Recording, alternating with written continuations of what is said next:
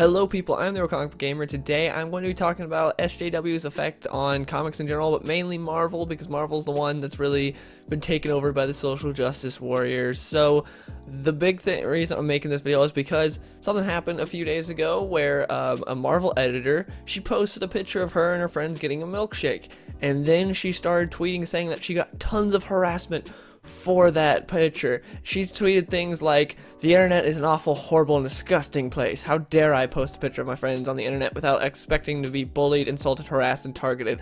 Woke up today to a slew of more garbage tweets and DMs for being a woman in comics who posts a selfie of her friends getting milkshakes." All that stuff sounds horrible, and when I first heard about this thing, article headlines like Marvel editor getting harassed for posting a picture of her posting a picture of her and her friends getting milkshakes just because she's a woman in comics, is like, that sounds pretty stupid. Then I looked into it, and unless she got a ton of DMs, she didn't really get any harassment at all. If you look at the replies to it, almost all of it is just, "You go girl, you drink that milkshake. Hey, I wish I had a milkshake right now." There's like maybe 3 troll tweets, and they're not even that bad. Like, how thin is your skin? Do you know how the internet works? If every time I got insulted on the internet, I just went and was like, "Everyone hates straight white males. That's it. They all hate straight white males. That's why I get hate." No, that's not why. It's how the internet works. There are trolls everywhere. Trolls literally everywhere all over the internet, and they'll eventually get to you. This lady got like 3 troll tweets and was like, "Oh my gosh, everyone hates women in comics. The internet is a horrible and disgusting place." Like, what? How thin is your skin? And this is just, it's so stupid, because I'm seeing articles everywhere, and you got the hashtag #MakeMineMilkshake acting like it's such a big deal. Because again, when I first read the headline, I was like, oh man, this is pretty stupid that people would do this. But I don't think people would do this, because I know most people aren't really like sexist bigots that like comics. Most comic fans aren't like that. So I looked through the replies, and there are like 300 and something replies. Pretty much they're just all positive replies. I saw like none that were actually legitimately really bad replies. I saw someone that was like, "I'm tired of Marvel being SJW," which is a legitimate complaint. He was just kind of, it seemed like he was replying to the wrong tweet, but he didn't really say anything that bad. So I don't know, she was acting like she got terrible ones. Maybe she got some terrible DMs. She didn't provide any proof though. I didn't see her post any screenshots of DMs that she got, because she said she woke up to a slew of terrible DMs.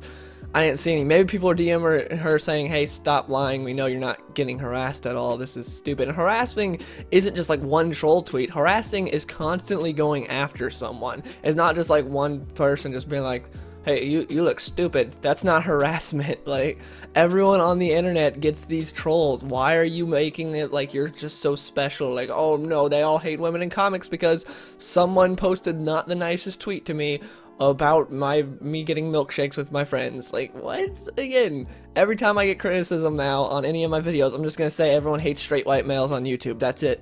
That's the whole reason. It's not because of me or anything I did or the fact that that person's just a troll. It's because they hate straight white males. Don't you know that?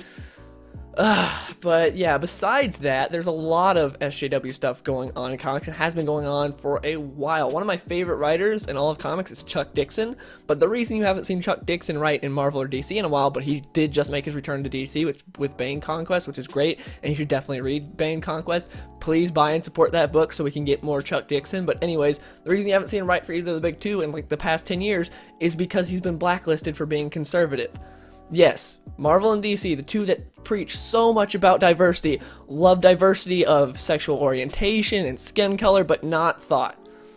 They don't care about diversity of thought.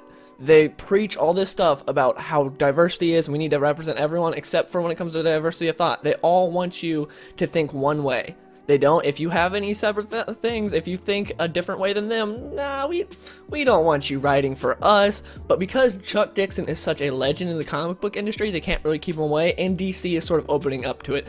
Marvel never would get Chuck Dixon back. They would never have Chuck Dixon return because of how bad they are right now. Maybe in the future they'll get to it, because DC, it's been a long road coming, but they're back. Because DC is now finally realizing that, hey, the fans just want good stories. They don't care what the political background is of our writers, and we shouldn't either.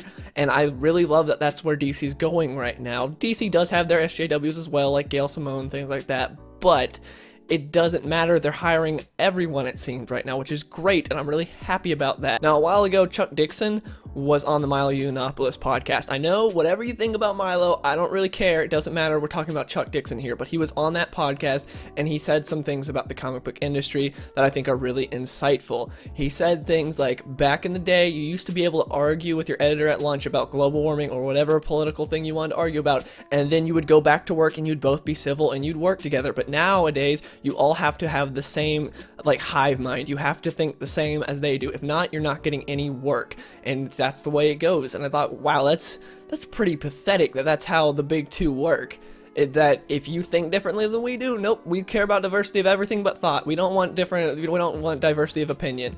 If you have a different opinion than us, nah, you can go write for somewhere else. That's why Chuck Dixon's been writing for indie, which I'm actually kind of thankful for that, because maybe if he stayed at DC or Marvel, he would never have given us some great G.I. Joe comics, because that's my personal favorite work from Chuck Dixon, is his G.I. Joe stuff, that and his Nightwing stuff, because to me, he's my favorite Nightwing writer of all time. He's done some amazing Batman stuff, Nightwing stuff, Punisher stuff, G.I. Joe stuff. He's an amazing writer. But anyways, yeah, he did some great G.I. Joe stuff because he went over to IDW, because he likes the guy that runs IDW, because that guy doesn't care about your politics. As long as you can write good, he's fine with that. A couple things that Chuck Dixon said in that Milo Yiannopoulos podcast. He said they fell in love with being on the nightly news, saying that they really loved the shock value. That's what they found out from, like, changing things. Like when they first killed Superman, they're like, oh man, we get like tons of coverage, like free coverage from people being like, Superman is dead, this is great. So they fell in love with being on the nightly news. He also said identity politics come first and good comics come second to a lot of the big two a lot of the time, which you can definitely tell with Marvel is 100% true.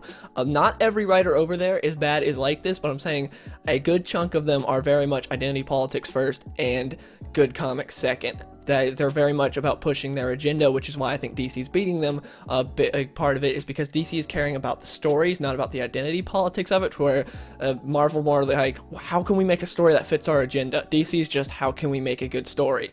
And I think that's a big difference between the two right now. Milo asked Chuck Dixon why he thinks that they don't create new characters instead of what they're currently doing, which is, you know, where they'd kill the original character off and then bring in a new character to wear their suit, or they change that character in general, things like that. And he says they don't have enough faith in their own creative abilities and marketing abilities to make a new character, which is something else that I think is true, because they're running up the popularity of another character. Instead of making some character their own thing, they're like, hey, you know, this guy's been around for a while, let's just ride off their popularity wave, and again, we'll make the nightly news with this shock value that, hey, we're replacing this classic character with this other guy, like female Thor, we're replacing actual Thor with female Thor, so they'll get all on the different news outlets, it's shock value.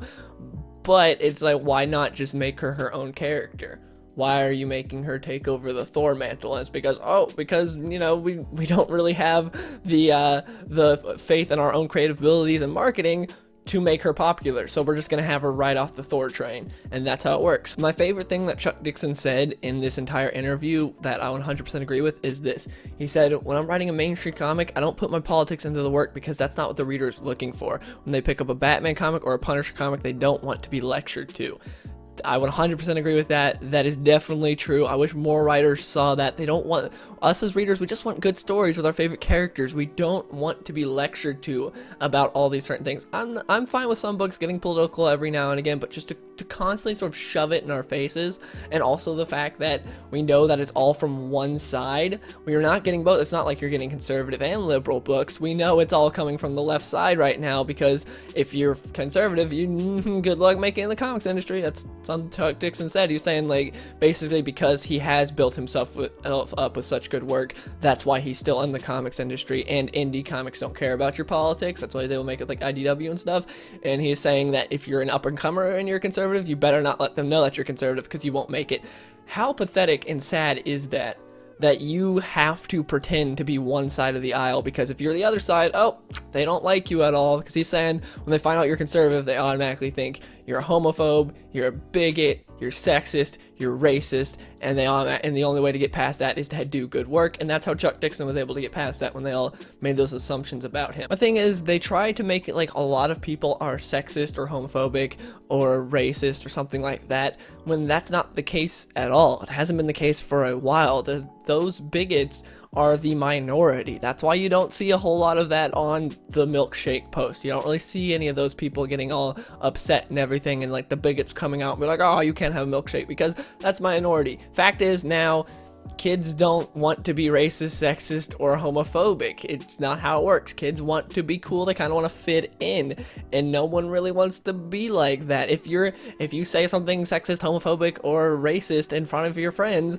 you're most likely going to be sort of exiled from that group, unless it's a joke, because and it all depends on your group, because some people are very thin-skinned where they can't take a joke, but most people, I will say, that can take a joke will realize it's a joke and jokes don't mean anything. But if you say something legitimately that's like bigoted, it's not going to turn out well for you. So that's why most people aren't really racist. But for some reason, I see all the time Marvel acts like at least half the country is racist or something like that. It's like that's not the case at all. Hardly anyone is. That's the minority. Racist still exists, sexist still exists, homophobes still exist. But I will say they're a very small minority. You don't see them that much. They're just not.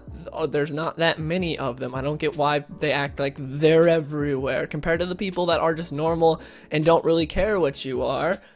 Yeah, it's a very small minority group. Anyways, that is my thoughts on all this. I just wish we could get back to telling good stories. DC's getting back to that. Again, support Bang Conquest so we can get more Chuck Dixon. But yeah, that's my thoughts on this whole situation. Please let me know in the comments below, what are your thoughts on this whole Marvel SJW Milkshake sort of controversy thing. And if you want to continue the conversation, you can follow me on Twitter, link in the description down below, and subscribe if you want more, and I'll see you guys later.